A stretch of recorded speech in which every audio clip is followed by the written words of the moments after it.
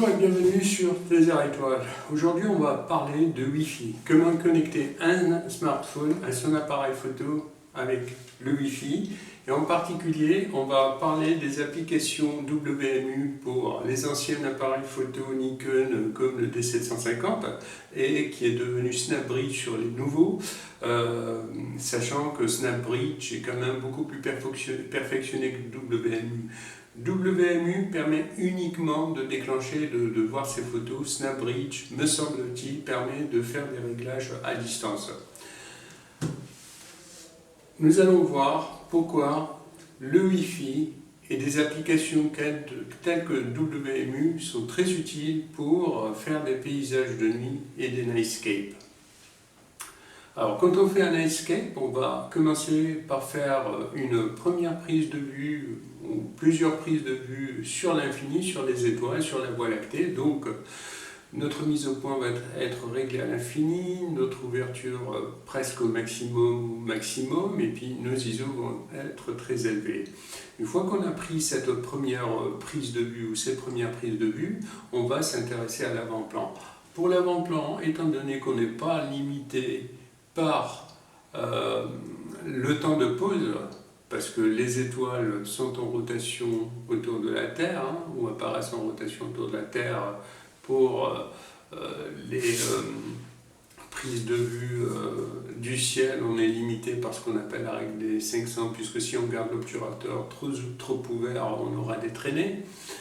Donc dans lequel l'avant-plan, par contre, c'est nous qui contrôlons le temps de pause et on n'a pas de problème, on peut avoir des temps de pause de 10 secondes, 15, 20 secondes, sans que cela n'affecte la qualité de la photo, puisque rien ne bouge. Par contre, au moment où on va déclencher, on va faire du light painting, si on utilise cette technique. Et c'est là que l'application WMU est vraiment très utile, parce qu'on va déclencher alors qu'on est en face, donc on va aller vers les éléments de l'avant-plan, déclencher l'appareil photo à partir de son téléphone, et puis éclairer avec une torche divers éléments. Une fois que l'obturateur se referme, on va voir la photo. Et là, on saura si notre éclairage est correct ou pas. Par exemple, on peut avoir un arbre, on peut l'éclairer de la gauche, de la droite, d'en bas, d'une position plus éloignée. Et à chaque déclenchement, on pourra voir si la photo est bonne, si elle n'est pas trop surexposée ou si elle n'est pas sous-exposée et si l'angle est bon. Et donc, ça facilite énormément la session de prise de vue. Parce que si on n'a pas le Wi-Fi sur le téléphone et qu'on ne peut pas déclencher à partir du téléphone et qu'on ne peut pas voir les photos obtenues sur nos téléphones, ça nous oblige à faire des allers-retours entre le point où on éclaire les éléments de l'avant-plan avec la torche électrique, vers l'appareil photo, vers l'écran arrière à chaque prise de vue.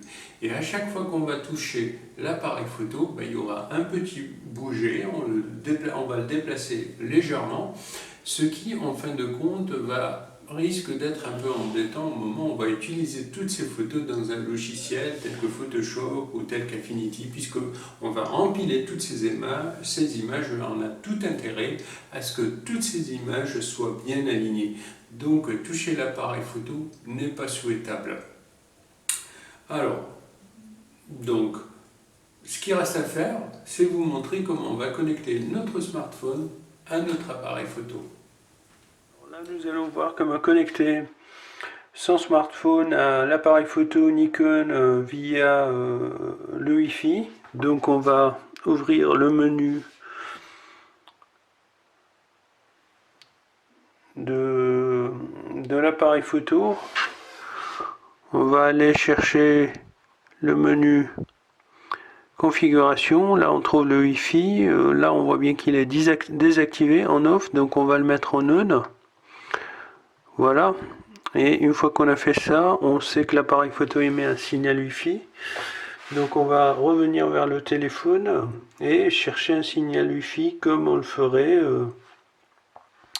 avec n'importe quel signal Wi-Fi. Donc on le voit bien ici, c'est bien Nikon-WU2. C'est ce signal qu'il nous faut, auquel il faudrait qu'on se connecte. Donc on se connecte. Voilà, donc là, notre appareil photo Nikon et notre smartphone sont connectés. Il ne nous reste plus qu'ouvrir l'application WMU. Alors nous, on va prendre des photos, donc on va cliquer sur prendre des photos. Voilà, on a en dessous une icône qui représente un appareil photo, et à chaque fois avec l'appareil photo, à chaque fois que nous allons sur notre smartphone cliquer sur cette icône, l'appareil photo va prendre une photo. On va faire quelques petits essais. Voilà, là on voit ce que voit l'appareil photo. Hein. On fait un premier déclenchement latéralement. Ça dure 10 secondes.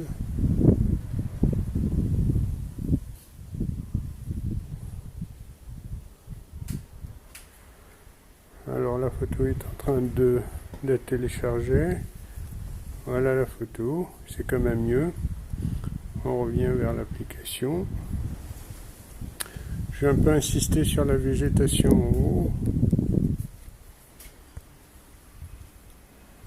La végétation qui est en haut là. La mettre en valeur. Ça va durer 10 secondes et je vais faire du light painting donc de nouveau pendant 10 secondes. Éclairer un peu au-dessus.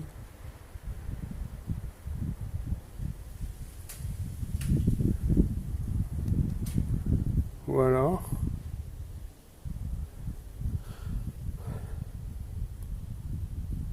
Je vais m'éloigner un peu de la végétation. Et voilà, je vais éclairer la végétation, pas de bas en haut, mais en face. Je déclenche pour 10 secondes supplémentaires. On va voir ce que ça donne.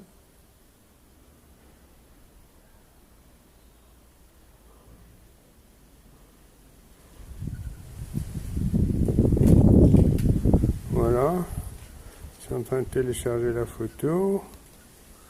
Voilà, on voit beaucoup mieux la végétation là.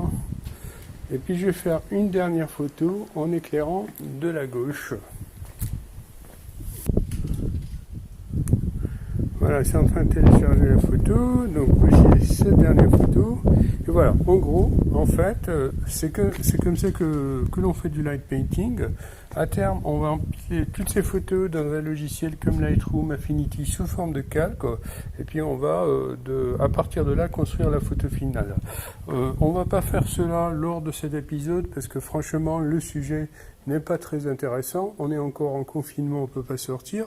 Mais je vous organiserai un autre épisode avec un beau ciel. On verra directement sur l'ordinateur comment on pourra reconstruire la photo avec tous les éclairages qu'on aura fait. Voilà. Comme vous avez pu voir, la procédure est extrêmement simple. Donc, une fois que vous l'aurez testé sur le terrain, vous verrez que déclencher à partir de l'appareil photo, éclairer l'avant-plan, vérifier le résultat sur votre téléphone est vraiment la procédure ou la formule parfaite pour obtenir des nightscapes qui soient très bien éclairés. Voilà, je vous remercie d'avoir regardé cette vidéo, j'espère que vous l'avez aimée. N'hésitez pas à cliquer sur le petit pouce bleu, n'hésitez pas à vous abonner, n'hésitez pas à envoyer des commentaires. À bientôt.